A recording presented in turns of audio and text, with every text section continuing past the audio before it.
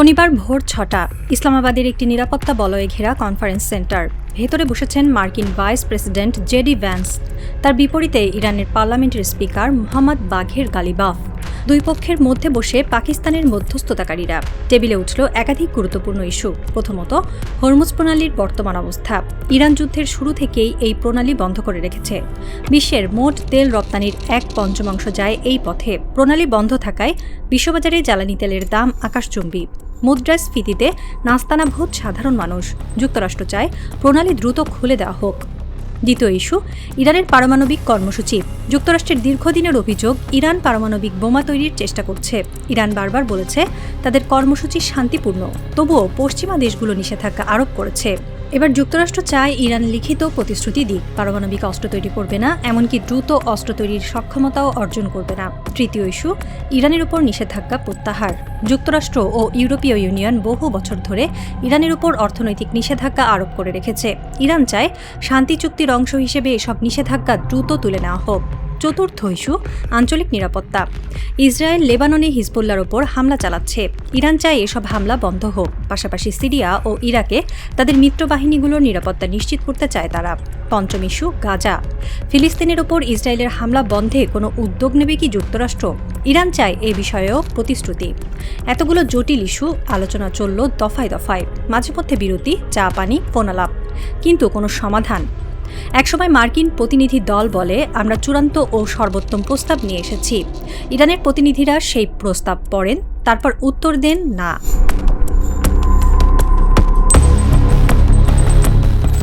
যুক্তরাষ্ট্রের চূড়ান্ত প্রস্তাবে কি ছিল? গোপন সূত্রে জানা গেছে, ওই প্রস্তাবে যুক্তরাষ্ট্র চেয়েছে 1. ইরান পারমাণবিক অস্ত্র তৈরি করবে না, এমনকি পারমাণবিক অস্ত্র তৈরির সক্ষমতা অর্জনের চেষ্টাও করবে না। এর অর্থ হল ইরান তাদের ইউরেনিয়াম সমৃদ্ধকরণ কর্মসূচি বন্ধ করবে। IAEA এর কঠোর তত্ত্বাবধান মেনে নেবে। 2. হরমুজ প্রণালীর উপর যুক্তরাষ্ট্রের নজরদারি বাড়বে। ইরান এককভাবে প্রণালী বন্ধ করার অধিকার হারাবে। 3. ইরানের উপর আরোপিত নিষেধাজ্ঞাগুলো অবিলম্বে প্রত্যাহার হবে না, ধাপে ধাপে প্রত্যাহার হবে, সেটাও নির্দিষ্ট সময় পর। 4.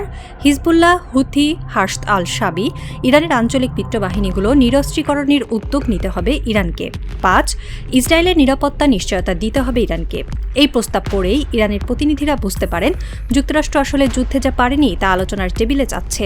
একজন ইরানি কূটনীতিক ফিসফিস করে বললেন, আমরা যদি এই শর্ত মেনে নিই তাহলে আমরা অস্ত্র হাতে তুলে দেব, কিন্তু শত্রু আমাদের উপর আরও চাপ সৃষ্টি করবে। এটা আত্মসমর্পণ, শান্তি চুক্তি নয়। মোহাম্মদ বাঘের গালিবাফ স্পষ্ট জানিয়ে দেন, যুদ্ধে যারা আমাদের পরাজিত করতে পারেনি তারা আলোচনার টেবিলে বসে আমাদের মাথা নত করতে চায়। এটা সম্ভব নয়। ইরানের প্রত্যাখ্যানে যুক্তরাষ্ট্রের প্রতিনিধিরা হতাশ। ভ্যান্স শেষ চেষ্টা করেন, এটা আমাদের সর্বোত্তম প্রস্তাব, এর চেয়ে বেশি কিছু আমরা দিতে পারি না। কিন্তু ইরান কিছুতেই রাজি হয়নি। ইরানের প্রত্যাখ্যানের পেছনে বাস্তবতার কঠিন হিসাব কাজ করেছে। প্রথমত, যুক্তরাষ্ট্র যেসব শর্ত দিয়েছে তা ইরানের সার্বভৌমত্বের পরিপন্থী।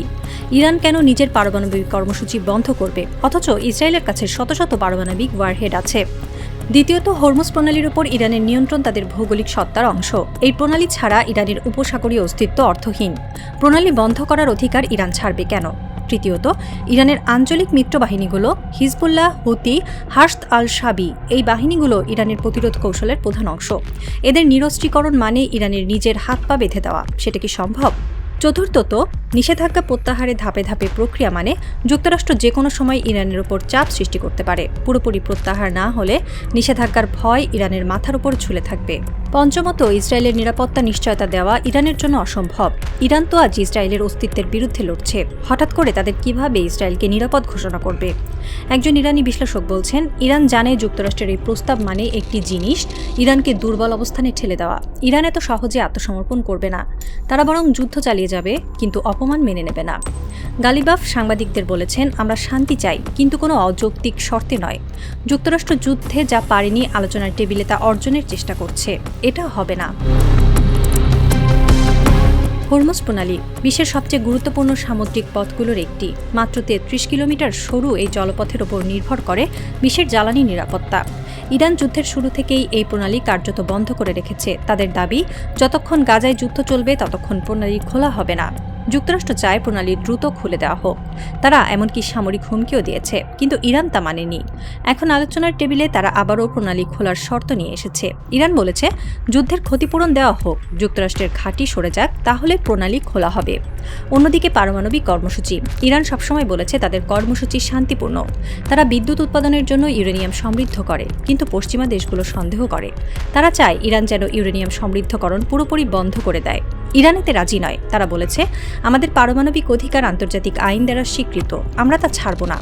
এই দুই ইস্যু নিয়ে আলোচনা বারবার বাধাগ্রস্ত হয়েছে। যুক্তরাষ্ট্রের চূড়ান্ত প্রস্তাবেও এই দুই ইস্যুতে কোনো আপোষ ছিল না, তাই ইরান প্রস্তাব প্রত্যাখ্যান করেছে।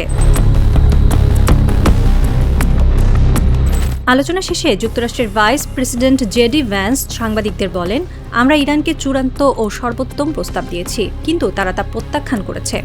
আমরা চাই ইরান পারমাণবিক অস্ত্র তৈরি না করার ব্যাপারে সুস্পষ্ট প্রতিশ্রুতি দিক, কিন্তু তারা তা দিতে রাজি হয়নি।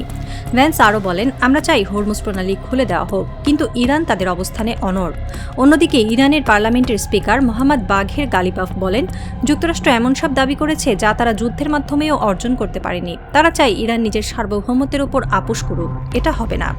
গালিবাফ আরও বলেন, আমরা শান্তি চাই, কিন্তু শান্তি মানে আত্মসমর্পণ নয়। আমরা হরমুজ প্রণালীর উপর আমাদের নিয়ন্ত্রণ ছাড়ব না, আমাদের পারমাণবিক অধিকার ছাড়ব না, আমাদের আঞ্চলিক মিত্রদের ছাড়ব না। পাকিস্তানের পররাষ্ট্র মন্ত্রণালয় একটি বিবৃতিতে বলেছে, আমরা দুই পক্ষের মধ্যে মধ্যস্থতা করেছি, কিন্তু চুক্তি সম্ভব হয়নি। আমরা আশা করি ভবিষ্যতে আলোচনা আবার শুরু হবে। ইসলামাবাদ বৈঠক ব্যর্থ হওয়ার অর্থ হল মধ্যপ্রাচ্যে যুদ্ধের মেঘ আবারও ঘনীভূত হচ্ছে। যুক্তরাষ্ট্র ইতিমধ্যে ইরানের বিরুদ্ধে নতুন করে হামলার প্রস্তুতি নিচ্ছে। ট্রাম্প বলেছেন, আমরা যুদ্ধজাহাজের সর্বশ্রেষ্ঠ অস্ত্র তুলছি, আলোচনা ব্যর্থ হলে আমরা হামলা চালাবো। ইরানও পাল্টা জবাবের প্রস্তুতি নিচ্ছে। তাদের হাইপারসনিক মিসাইল প্রস্তুত, ড্রোন বাহিনী সাজানো, ভূগর্ভস্থ বাংকারে হাজারো মিসাইল অপেক্ষা করছে। অন্যদিকে ইসরায়েল লেবানন সীমান্তে উত্তেজনা চরমে। হিজবুল্লাহ ইসরায়েলের উত্তরাঞ্চলে রকেট নিক্ষেপ করছে, ইসরায়েল পাল্টা হামলা চালাচ্ছে।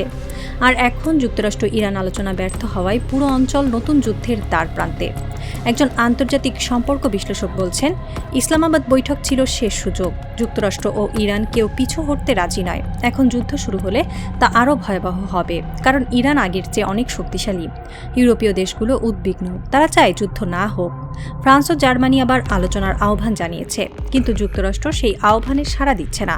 ট্রাম্প বলেছেন, আমরা আর অপেক্ষা করব না। যুক্তরাষ্ট্র ইসলামাবাদে আলোচনা শুরু করেছিল এক কৌশল হিসেবে। ট্রাম্প চেয়েছিলেন আলোচনার টেবিল থেকে ইরানের ওপর চাপ সৃষ্টি করতে। তিনি চেয়েছিলেন আন্তর্জাতিক সম্প্রদায় যেন দেখে যুক্তরাষ্ট্র শান্তি চায়, কিন্তু ইরান তা নষ্ট করছে। ইসলামাবাদ বৈঠক ব্যর্থ হওয়ার পর যুক্তরাষ্ট্র দ্রুত প্রচার শুরু করে।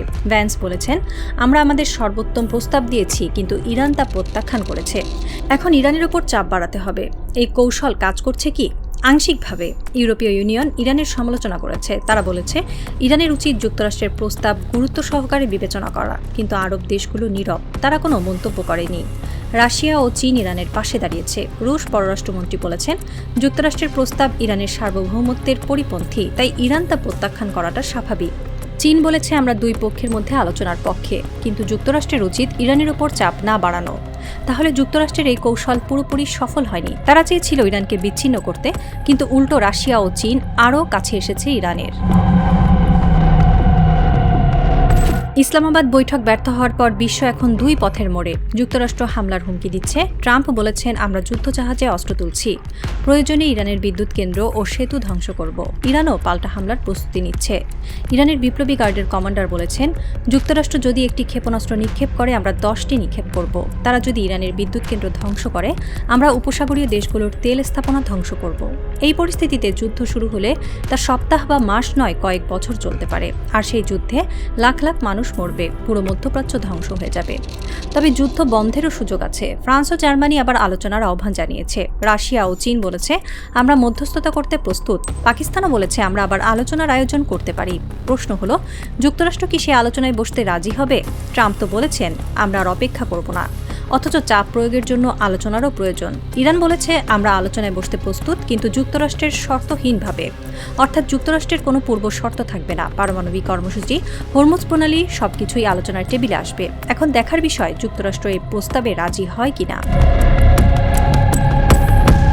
ইসলামাবাদের আলোচনায় ইরানের প্রতিনিধি দল যখন বসেছিল তারা জানত তাদের পেছনে দাঁড়িয়ে আছে এক জাতি, যে জাতি ৫,০০০ বছরের সভ্যতার ধারক, যে জাতি আলেকজান্ডারকে দেখেছে, মঙ্গলকে দেখেছে, ব্রিটিশদের দেখেছে, কিন্তু কেউ তাদের নত করতে পারেনি। ট্রাম্পও পারবে না। ইরানের পার্লামেন্টের স্পিকার মোহাম্মদ বাঘের গালিবাফ আলোচনার টেবিলে স্পষ্ট জানিয়ে দিয়েছিলেন, আমরা শান্তি চাই, কিন্তু আত্মসমর্পণ নয়। যুক্তরাষ্ট্র যুদ্ধে যা অর্জন করতে পারেনি আলোচনার টেবিলে তা দাবি করছে, এটা অগ্রহণযোগ্য। গালিবাফের কণ্ঠে ছিল স্পষ্টতা, ছিল কঠোরতা। তিনি জানতেন তার দেশের মানুষ আর পিছু হটবে না।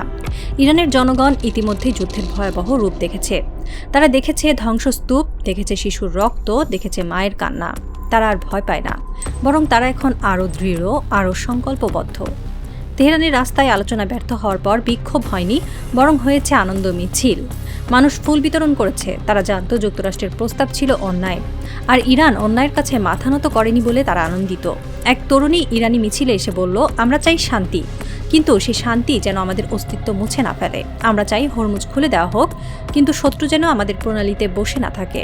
আমরা চাই পারমাণবিক কর্মসূচি চালু থাকুক, কিন্তু বিদ্যুতের জন্য, বোমার জন্য নয়। যুক্তরাষ্ট্র আমাদের অপমান করতে চেয়েছিল, আমরা তা মেনে নেইনি। এটা আমাদের জয়। এই এক বাক্য যেন পুরো ইরানের কণ্ঠস্বর। ইরান জিতেছে। হ্যাঁ, তারা চুক্তি করতে পারেনি, কিন্তু তারা তাদের মর্যাদা রক্ষা করেছে। আর মর্যাদার চেয়ে বড় জয় আর কি হতে পারে?